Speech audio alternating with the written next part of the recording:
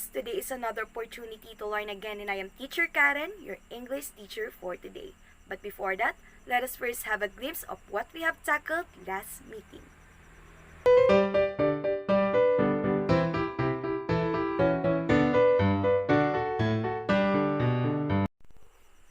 Anyone here who can still recall what we have discussed? Very good. Last meeting, we've talked about what are the demonstrative pronouns and how to use them. Again, what are the 4 demonstrative pronouns? Alright, these are the this, that, and those. Very good, children.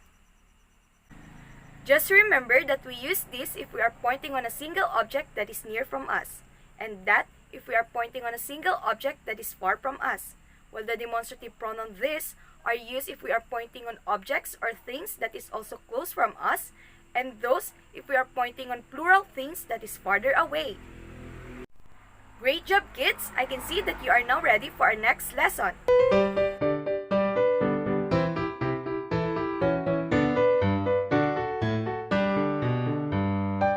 What do you notice with the picture? Alright, there are damages, houses, and people. Because this photo shows the aftermath of Typhoon Haiyan, or also known as Typhoon Yolanda, in 2013. Typhoon Yolanda struck the Philippines in 2013.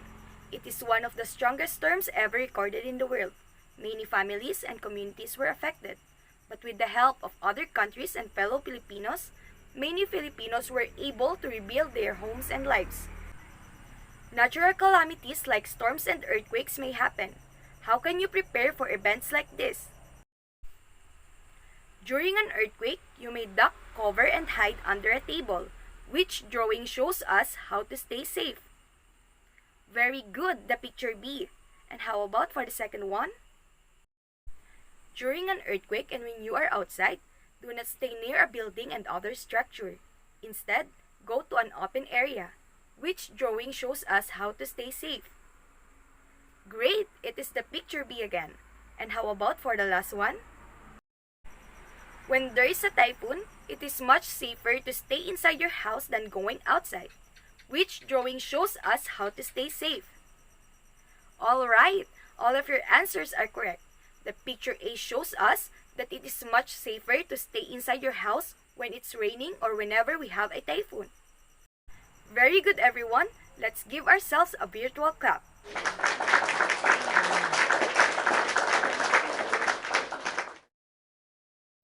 Look at the images below. Tell us the location of the ball in each picture. Where is the location of the ball on the first picture? Alright, the ball is on the table. And where is the location of the ball on the second picture? Correct, the ball is under the table.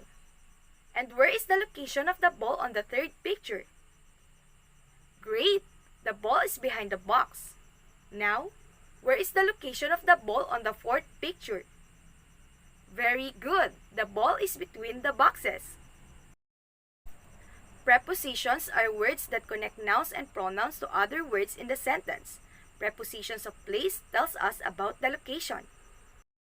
Let us study the other examples of prepositions of place in the chart. When we will use in as a preposition of place in a sentence? Yes, we will use in when we are referring to a room, building, street, town, or country. And when we will use at?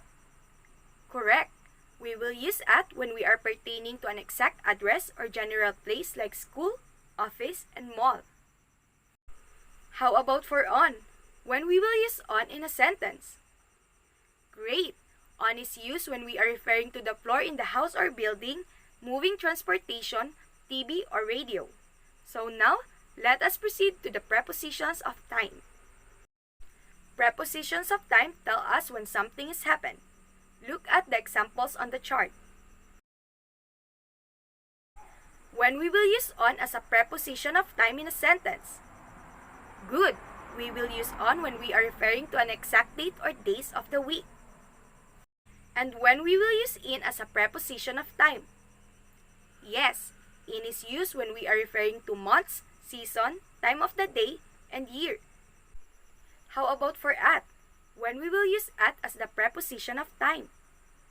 Exactly. We will use at as a preposition when we are talking about a specific time, night, or a weekend. Alright, just remember that prepositions of place tell us about the exact location of a certain thing or an object, while the prepositions of time tell us when was the said event happened. Now, kindly prepare a whiteboard and a marker. Let's answer the activity below by writing the prepositions that will complete each sentence. The disaster management team was created in or on 2000. What is your answer? Yes, the correct answer is in. The soldier received the award in or at 2012 for rescuing people. Okay, the answer again is in because we are referring to a year.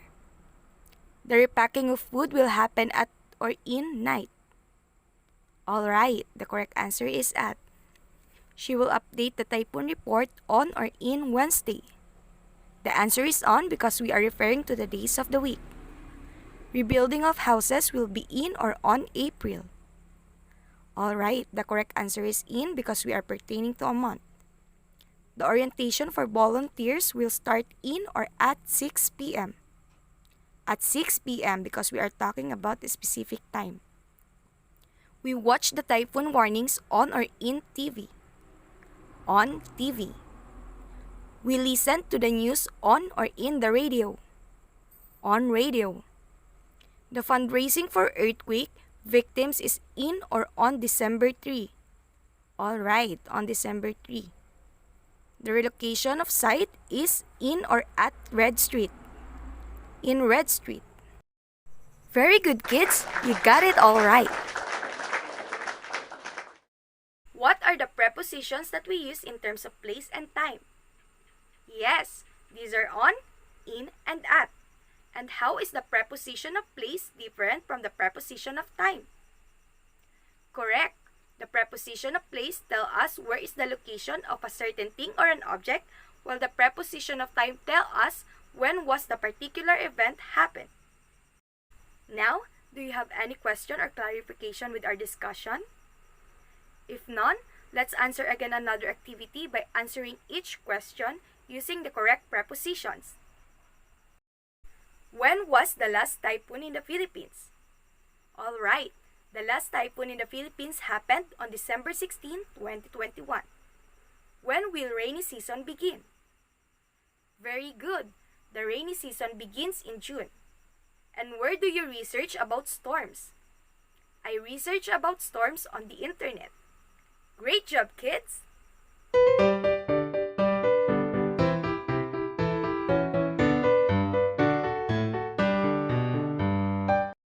For your quiz, I will give you 5 minutes to read each sentence. Write true in the blank if the sentence describes what is on the picture correctly and false if it does not. Use the drawing as your guide.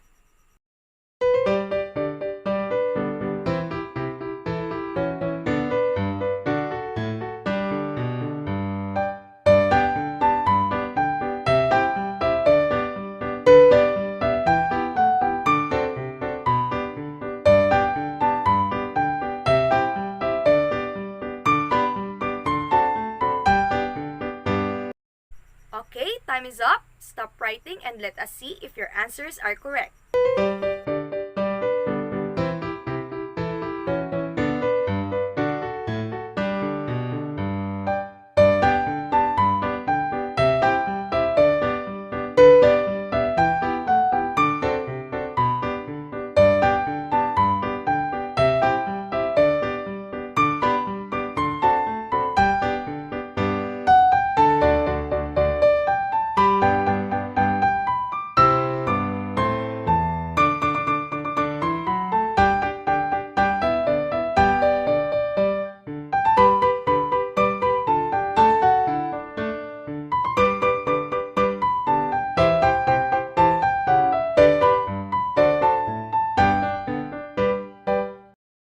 Very good, everyone. Most of you got the highest score. Now, if there's no question or clarification with our discussion, here is your assignment.